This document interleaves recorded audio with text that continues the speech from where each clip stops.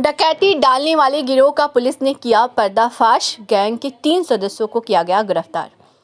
रावतपुर थाना क्षेत्र के केशवपुरम में हुई लूट की घटना का पुलिस ने अनावरण कर दिया है। वारदात को अंजाम देने वाले 3 व्यक्तियों को पुलिस ने गिरफ्तार कर लिया है, जबकि 3 की तलाश जारी है। पुलिस उपायुक्त पश्चिमी विजय ढुल ने बताया कि 3 दिन पहले देर शाम को कमलेश शर्मा के घर पर 5 अज्ञात व्यक्तियों ने लूटपाट की थी। सूचना मिलने के बाद पुलिस ने मौके पर जाकर घटना की जांच करने के बाद डकैती के अंतर्गत मुकदमा दर्ज किया था, जिसके बाद सर्विलांस और एसओजी की टीम द्वारा 3 अभियुक्तों को गिरफ्तार किया गया। उन्होंने बताया कि इस गैंग का मुख्य सरगना सागर है, जिसका इस मोहल्ले में आना जाना था। उसको इस मोहल्ले की पूरी जानकारी थी, जिसके बाद उसने अपने साथियों के साथ मिलकर डकैती की वारदात को अंजाम दिया है।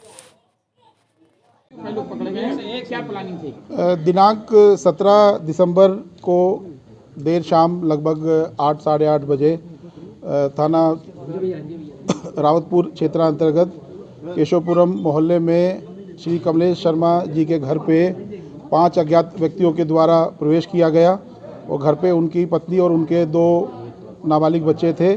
उनको डरा धमकाकर उनके घर में लूट की गई और बाद में फिर वो वहाँ से भाग गए।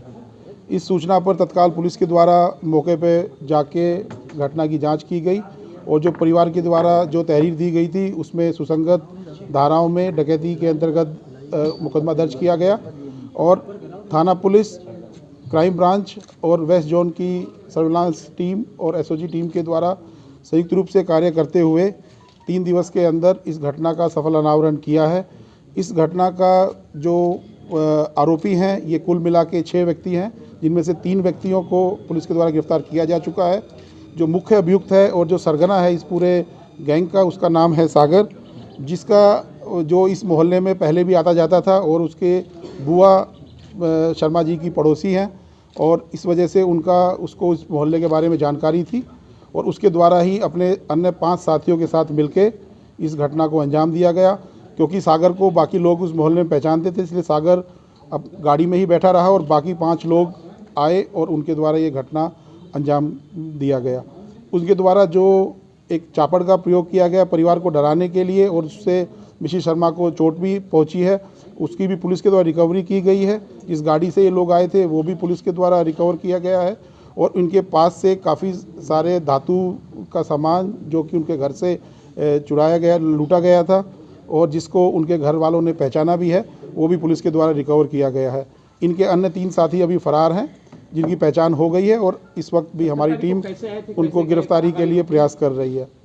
17 तारीख को ये करीबन 6 साढ़े 6 बजे ये लोग पहली बार उस तरफ आए थे, किंतु उस वक्त गली में चहल पहल थी और काफ़ी लोग गली में मौजूद थे, तो उसको देख के ये लोग वापस लौट गए और इनके द्वारा जैसा कि अपना इकबाल किया गया है कि वहीं पे पास में एक जगह शादी समारोह में इन लोगों ने खाना खाया और बाद में फिर ये वापस 8 साढ़े 8 बजे के करीब आए थे। घर में कैसे घटना के बाद ये कहाँ चले गए? घर में ये घर का दरवाज़ा, जैसा कि आप भी जानते हैं, घर का दरवाज़ा उस वक्त खुला हुआ था।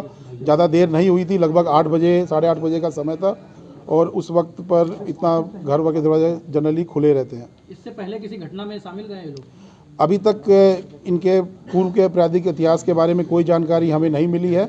जैसा कि मैंने बताया कि कानपुर देहात के रहने वाले हैं, तो इनके लोकल थाने से और आसपास के थानों से इस संबंध में जानकारी की जा रही है। देखने में ये सभी टीनेजर्स जैसे लग रहे हैं, ऐसी क्या वजह थी जिसकी वजह से इन लोगों ने पूरा प्लान किया? इसमें जैसे इनसे हमने पूछताछ की है तो ये अपने जेब खर्च के लिए या बाकी जो भी इनको अपनी मौज मस्ती करने के लिए पैसा चाहिए और परिवार इस स्थिति में नहीं है कि वो इनके खर्चे उठा सके, तो इसीलिए इनके द्वारा ये ऐसा किया गया। डकैती का प्लान कैसे बना?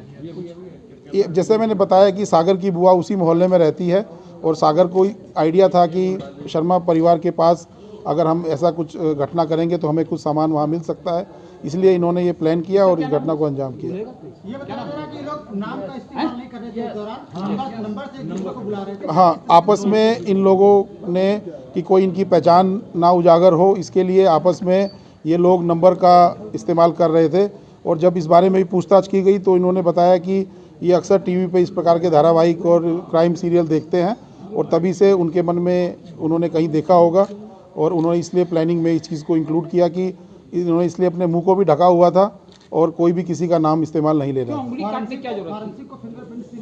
जैसा बताया इन्होंने ग्लव्स पहने हुए थे और जो ग्लव्स और बाकी जो सामान था वो भी इनकी गाड़ी से सर, बरामद मोबाइल हुआ। का इस्तेमाल क्या किया है इन लोगों ने? मोबाइल का इनके द्वारा घटनास्थल पे इस्तेमाल करना नहीं पाया जा रहा है। क्यों नहीं किया था? पीड़ित की उंगली काटने का कारण क्या था? क्यों भाई?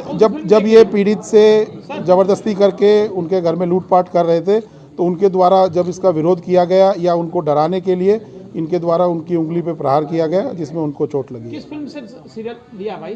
दृश्य ठीक है, चलो जी।